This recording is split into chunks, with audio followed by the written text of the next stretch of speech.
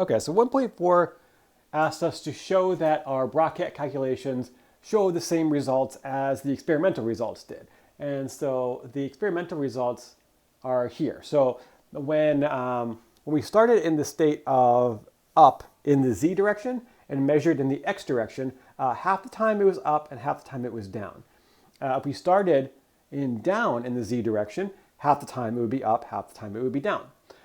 So it says to do the bra-ket calculations to see if this holds true with the way that we've been doing our calculations versus what we actually observed.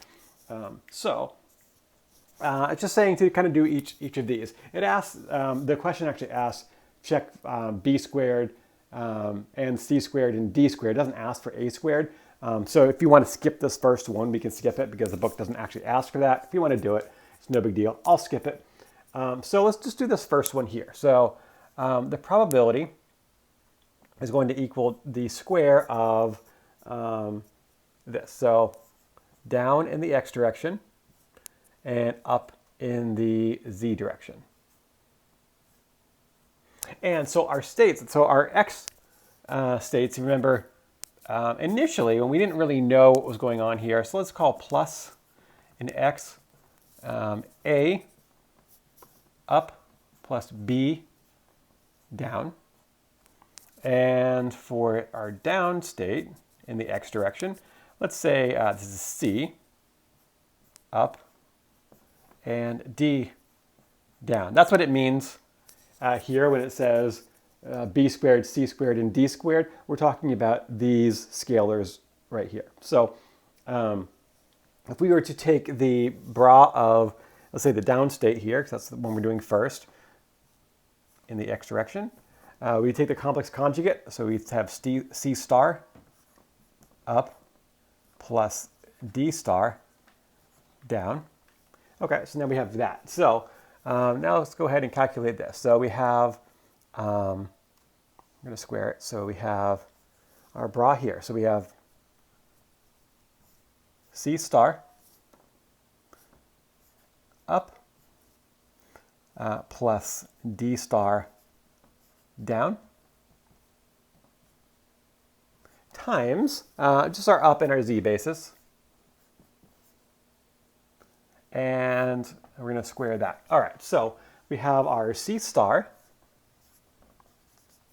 We have our up and our up. So that stays. Our d star, plus or minus, that cancels out. So we keep our c star, but then that's it. And square that. And remember, to square something that's complex, you multiply it with its complex conjugate.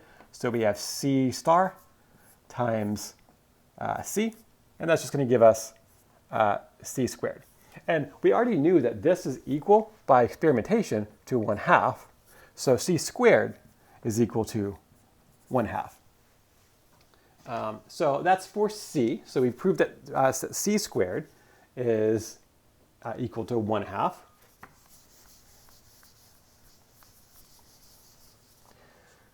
So let's go ahead and do, which one did we just do? We did the second one here. So let's do this right here. So let's start in our down state and check x in the up state. And we know that the result of that was 1/2.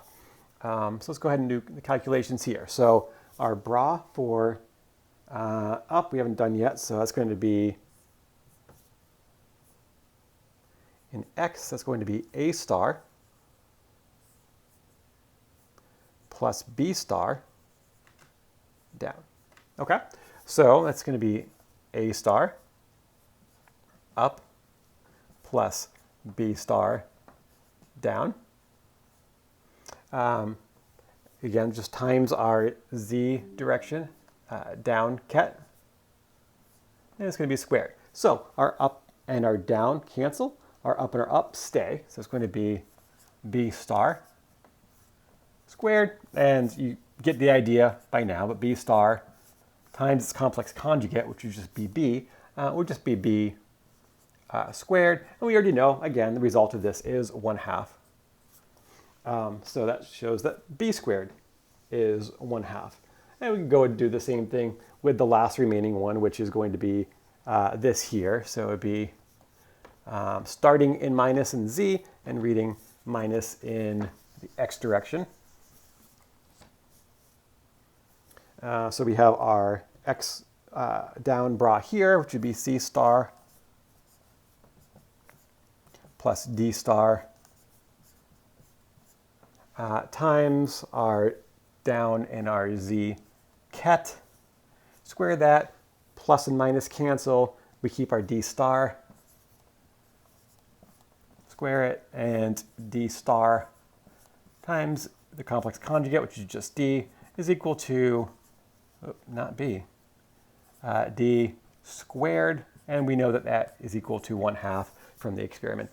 So that shows that b squared and c squared and d squared are all equal to 1/2 using the bra-ket calculations.